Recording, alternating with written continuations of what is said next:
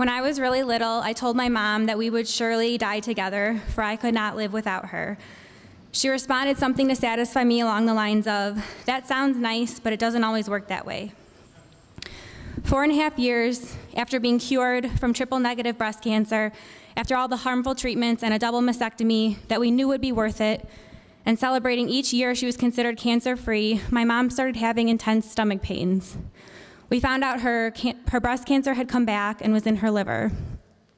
For a 3-month period, our lives were consumed with stress and fear. I remember her saying, she loves life so much, she just loves looking at trees. After all of that initial shock and a lot of disturbed contemplation about the meaning of life, we all pushed on and lived some of the best moments of our life that I will ever remember together. What also helped my mom not lose hope was the distraction and horror over Trump's behavior. This was during 2016. We danced all night at a pink ball supporting Planned Parenthood and marched the whole next day at the inaugural Women's March in DC, despite my mom having numb feet from chemo. My mom placed pressure on our representatives at the time for their efforts to dismantle the health insurance she was on, Obamacare, that was saving her life. My mom was a devoted activist, and the fact that she had metastatic breast cancer did not have an ultimate influence on our lives for even a moment during this period, except for the fact that breast cancer propaganda was extremely painful for us. Statements like finding a cure and weird pink things for sale were hard to be around, such as tortilla chips at Jewel Osco. We dreaded October, Breast Cancer Awareness Month. I still dread October. People with metastatic cancer are reminded again and again their condition is uncurable. Ultimately, as much as I was hiding my mom and me from those stories, that also became ours. My mom was so proactive in her treatment that although she was stable at the time, she got a procedure done called Y90 exactly a year ago while my parents were in the middle of a move to New York State. She started developing fluid in her stomach and was in and out of the ER. Ultimately, her heart was struggling and her liver was starting to fail. She blamed Y90, but I don't know that we can, and either way, she was going to do whatever it took to have as much time as possible with all of us.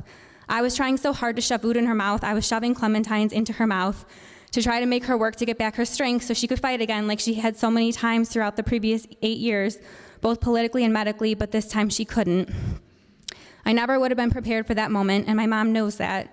I had to say goodbye to her as she was panicking in a hallucinated state with her chemicals all off balance. I made it back to Springfield, and the next night, a Monday night, my sister called me that my mom had coded. I jumped in the car and started driving to New York State. My phone had no charge. I had no idea where I was going. I was following signs on the highway, north and east, totally out of my mind, hunched over and a mess, very dangerous. All of a sudden, I sat back, just physically sat back. I felt a strong push on my shoulders, and I felt arms wrap around me from behind the seat. I moved my head, because I was like, did I just feel that, or did I just think that? But why would I have just thought that even? My sister called me within 5 minutes of that feeling that my mom was gone. My mom's death was not worthy of her life, whose ever is or could be. And while some might think that because it was due to an illness in the way that it happened, it would be more expected, we had no indication it was happening when and the way that it did. She was chugging a drink in the ER that was supposed to help her heart but tasted terrible. My mom did anything and everything for the longest time, and her still trying so hard despite not having the strength to stay with us was an example of her love, the strongest form of love I will ever experience that has transcended her death, and I still feel as strongly as ever like she's never left. Through this, my mom taught me to think very small scale when we were scared of the large unknown.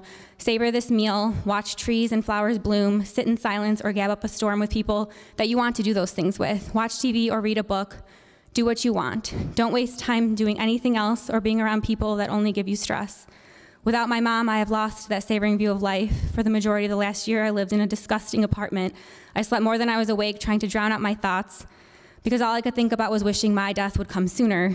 Because of my favorite person's death, predictably, my life has changed forever.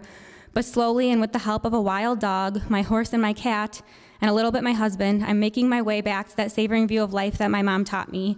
Cheryl Strayed, the author of Wild, described the time period after losing her mom as one in which she conjured her mom in everything she did, and slowly over time she lost the materials she used in her conjuring, such as clothing items. I've taken pretty much all of my mom's clothing, and things that reminded her of her mom, and she just became her mom. My life has been slowly gaining back the meaning lost through my mom's death by recognizing that same transformation in myself and gaining the strength to pick up where she left off.